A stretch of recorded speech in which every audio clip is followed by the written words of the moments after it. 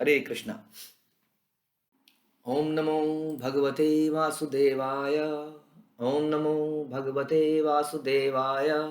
ओम नमो भगवते वासुदेवाय। श्रीमद् भागवतम हम पढ़ रहे हैं तीसरा कैंटो और 12वां अध्याय। हम टुवर्ड्स द एंड ऑफ 12वां अध्याय है हम।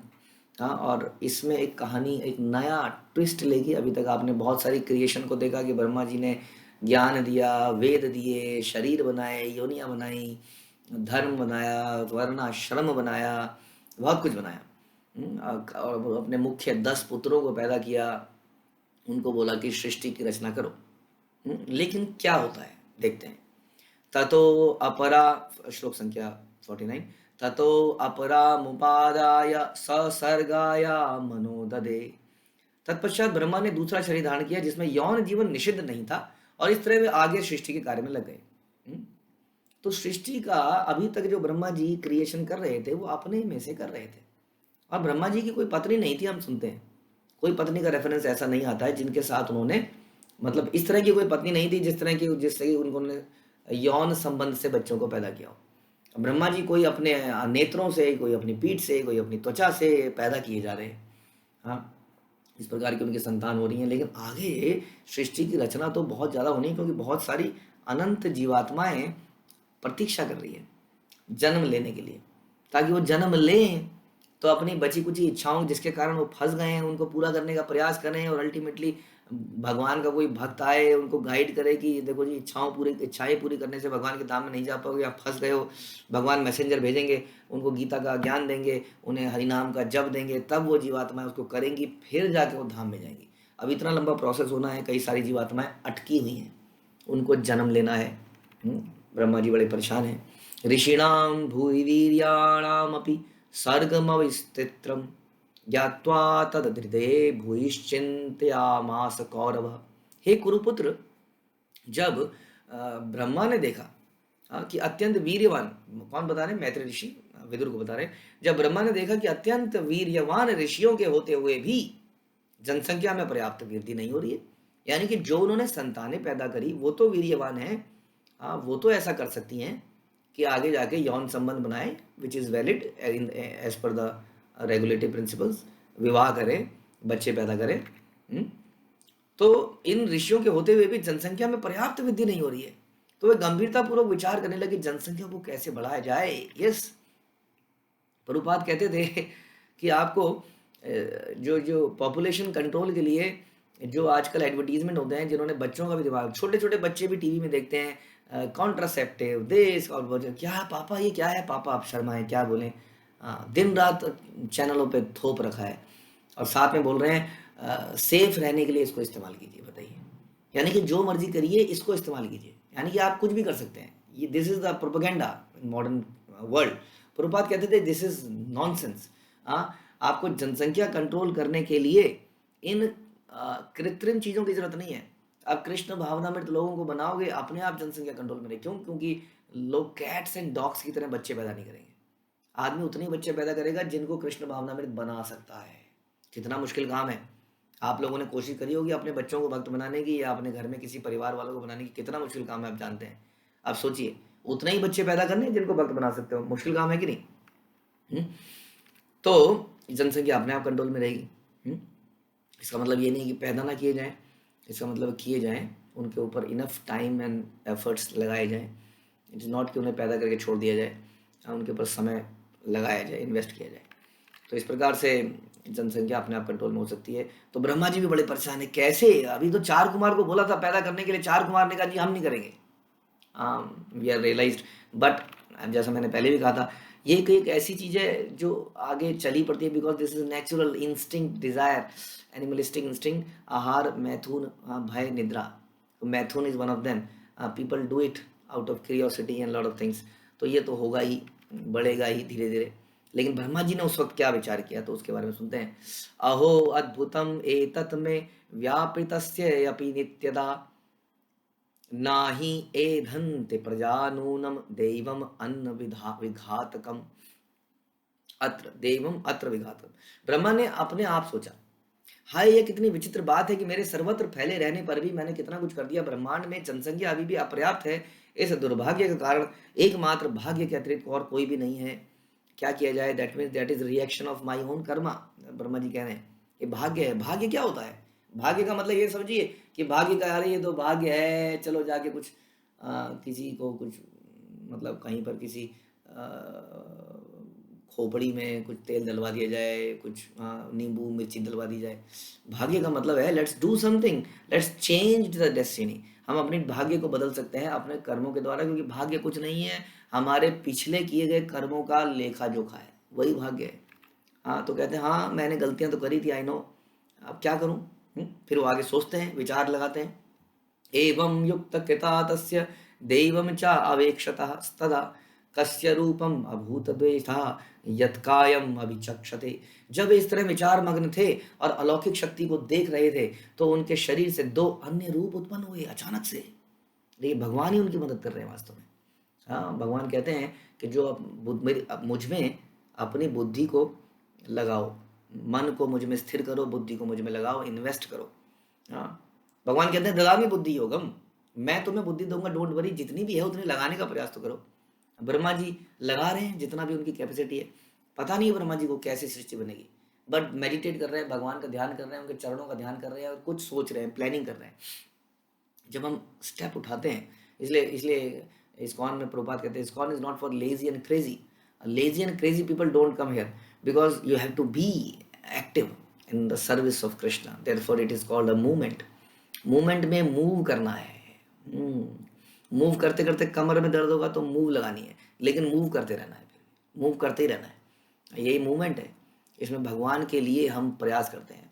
इसलिए गोपाल कृष्ण गोस्वामी महाराज का जब कोट पढ़ रहे थे उसमें भी वो कह रहे थे कि भगवान की यही एक चिंता है, कैसे मैं संसार के लोगों को वापस ले सकूं जो कि दुखी हैं। उसमें भगवान की हम एकमात्र मदद हम यही कर सकते हैं, क्योंकि भगवान जबरदस्ती किसी जीवात्मा को लाना नहीं चाहते हैं। इसलिए जीवात्माओं में भगवान के प्रति प्रेम पैदा करना, भगवान से उनको कनेक्ट करना सबसे बड़ा उदारता का काम है। जो ये व्यक्ति करता है, भगवान गीता में कहते हैं उससे प्रिय मुझे कोई नहीं हुआ है न कभी होगा। जो एक ज्ञान दूसरों को बांटता है, लोगों को कृष्ण भावना मृत बनाता है, वही व्यक्ति सबसे प्रिय है।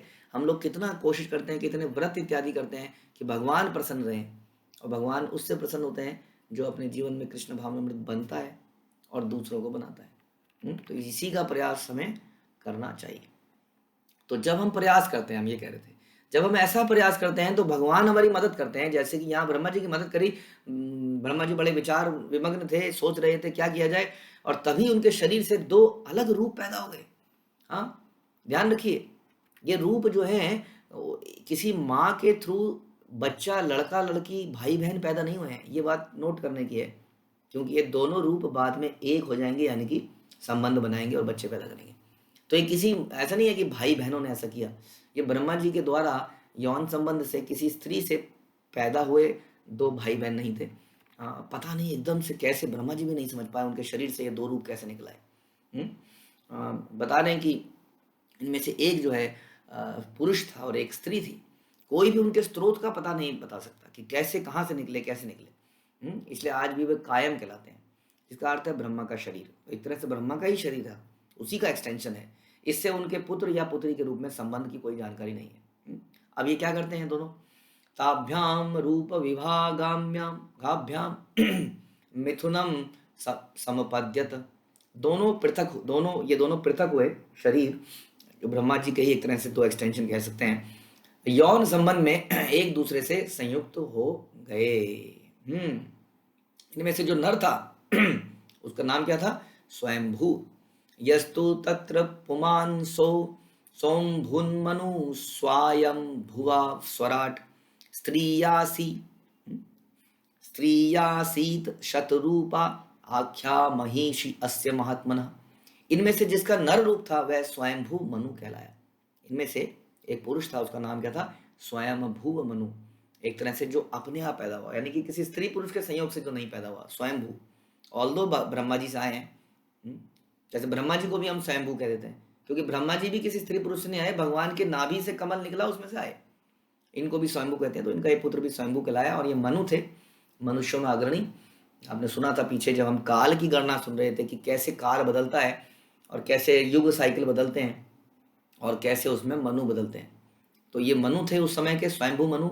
इस जो ब्रह्मा जी का ये जो चल रहा है उसके प्रथम मनु कह सकते हैं आप। अभी जो है 7वें मनु चल रहे, व्यवस्वत मनु चल रहे हैं, तो ये हम बहुत पुरानी बात कर रहे हैं, समझ लीजिए। तो स्वयंभू मनु इनका नाम था, और नारी थी शतरूपा। तो शतरूपा उनका नाम था, जो महात्मा मनु की रानी के रूप में जानी गई। यानी कि ये पति पत्नी के रूप में, राजा और रानी के रूप में संसार में जाने गए, बहुत फेमस हुए। तथा मिथुन धर्मेण प्रजा हरोदम्ब भुवीरे। तत्पश्चात उन्होंने संभोग द्वारा क्रमशः एक एक करके जनसंख्या की पीढ़ियों में वृद्धि करी। उनके पुत्र हुए, उनके आगे सुनेंगे हम, अब यही कहानियां चलेंगी, यहीं से दिव्य कहानियां शुरू होंगी कि कैसे उनके पुत्र हुए, उनके पुत्रों के और पुत्र पुत्रियां किस प्रकार से हुए, वो कौन लोग थे, उनका स्वभाव क्या था, उन्होंने जीवन में क्या किया, ये सब हम पढ़ेंगे। तो इस प्रकार से धीरे धीरे जनसंख्या सही दिशा में बढ़ी। ये अनकंट्रोल्ड पॉपुलेशन नहीं है, ये धार्मिक पॉपुलेशन है, ये धर्म मानने वाली है, क्योंकि इनके माता पिता बड़े दिव्य हैं, माहौल बड़ा दिव्य है, ट्रेनिंग बड़ी दिव्य है। ऐसी संतानें यदि घर में 12-12 बच्चे भी हो जाएं तो कोई प्रॉब्लम नहीं है। हाँ, लेकिन अभक्त जो है, नास्तिक जो है, जो भगवान को नहीं मानता है, ऐसा व्यक्ति अगर परिवार में एक भी आ जाता है तो मुसीबत पैदा करता है। सचापि शतरूपायां पंच अप्यत्यानि अजीन जनत प्रियाव्रत सुत्थान पादो तिस्त्र कन्या चा भारत आकूति देवहूति चा प्रसूति इति सत्तम। अब इनके बच्चे कौन कौन हुए? शत्रुपा और मनु के स्वयंभू मनु के कौन कौन बच्चे हुए बता रहे, हे भरतपुत्र विदुर, समय आने पर उसने शत्रुपा से 5 संतानें उत्पन्न करी, जिनका नाम था प्रियवत और उत्थानपाद, ये 2 पुत्र हैं, और कन्याएं हैं आकूति, देवहूति और प्रसूति। ये सारी पर्सनैलिटी हैं, बड़ी फेमस पर्सनैलिटी। इनकी अलग अलग कथाएं हम सुनेंगे। प्रियवत महाराज की कथा हम सुनेंगे, आई थिंक 5वें कैंटो में, बहुत ही दिव्य कथा। उत्तानपाद की कथा, उत्तानपाद नाम आपने कई बार सुना होगा। ध्रुव महाराज जो है उत्तानपाद के पास भागे, पिताजी मुझे गोद में ले लो, ध्रुव महाराज को मना कर दिया गया, तो वही थे उत्तानपाद। तो उत्तानपाद और 3 कन्याएं आकुति, देवहूति, प्रसूति, जिन्होंने दक्ष प्रजापति से विवाह किया, और देवहूति और कर्दम मुनि का विवाह हुआ, जो हम आगे सुनेंगे। तो ये इनके 5 पुत्र, 2 पुत्र और 3 पुत्रियां पैदा हुई। आकुतिम रुचये प्रदात कर्दमाया तु माध्यमाम दक्षाया अदात प्रसूतिम चयता अपूरितम जगत। पिता मनु ने अपनी पहली पुत्री आकुति रुचि मुनि को दी, मझली पुत्री देवहूति कर्दम मुनि को दी। ये सब कौन है, ये कथा आप आगे डिटेल में सुनेंगे कि ये शादी किस प्रकार से हुई, किस प्रकार से ब्रह्मा जी अपने 9 पुत्रों को लेके आए, और नारद मुनि भी साथ में थे, और उनका विवाह कर्दम मुनि की 9 पुत्रियों से हुआ। तो थोड़ा सा यह बता रहे हैं कि पिता मनु ने अपनी पहली पुत्री आकुति रुचि मुनि को दी। तो ये उसके पहले, कर्दम मुनि से पहले की बात बता रहे हैं, जब उनके ओरिजिनली ये 3 पुत्रियां थी। 3 पुत्रियां कौन कौन से प्रजापतियों से इनके विवाह हुआ। हाँ, तो एक प्रजापति थे रुचि, दूसरे प्रजापति थे मझली पुत्री देवहूति कर्दम। देवहूति का विवाह कर्दम से हुआ, कर्दम भी प्रजापति कहलाए, और सबसे छोटी पुत्री प्रसूति दक्ष को दी, दक्ष भी प्रजापति कहलाते हैं। तो ये तीनों प्रजापतियों से इनका विवाह हुआ, तो उनसे सारा जगत जनसंख्या से पूरित हो गया। आप जानते हैं कि इन लोगों ने खूब जनसंख्या का विस्तार किया। दक्ष के बारे में आप सुनेंगे, he was very expert in this. उन्होंने 10-10 हज़ार बच्चे पैदा किए जो नारद जी की ट्रेनिंग में आए। तो बहुत तेजी से जनसंख्या का आगे विस्तार इनके माध्यम से होता है। तो ये क्या विस्तार कैसे होता है, जैसे अभी भी हम चर्चा कर रहे थे, ये ऐसा अनकंट्रोल्ड विस्तार नहीं है कि लग गए जानवरों की तरह और संसार को भर दिया। ऐसी संतानें पैदा हो गई जिनमें ना धर्म है, ना कोई ज्ञान है, ना कोई एटिकेट्स हैं जीने के, मनुष्य होने के। इंसान जी रहा है जस्ट फॉर जीने के लिए, एंजॉय करने के लिए। ऐसी संतानें पैदा नहीं हुई, क्योंकि इनके अपने जीवन बड़े रेगुलेटेड थे, जो कि हम आगे आने वाली कथाओं में सुनेंगे। हम डिटेल में सुनेंगे कि कैसे ये विवाह हुए, कैसे कैसे इन लोगों ने संतान उत्पन्न करने से पहले भगवान की तपस्याएं करी, अपने आप को शुद्ध किया, और उसके बाद संतान उत्पन्न करी, उसके कारण से दिव्य संतानें संसार में भरने लगी। तो इस प्रकार से हम आप सभी के सहयोग से, भगवान की कृपा से, गुरु परंपरा की कृपा से, श्रीमद् भागवतम के 3 स्कंद के अंतर्गत कुमारों तथा अन्यों की सृष्टि नामक 12वें अध्याय के भक्ति वेदांत तात्पर्य आज पूरे होते हैं। तो 12वां अध्याय हमारा यहीं समाप्त होता है। आप सभी को बहुत धन्यवाद। श्रील प्रभुपाद की जय। ग्रंथराज श्रीमद् भागवतम की जय।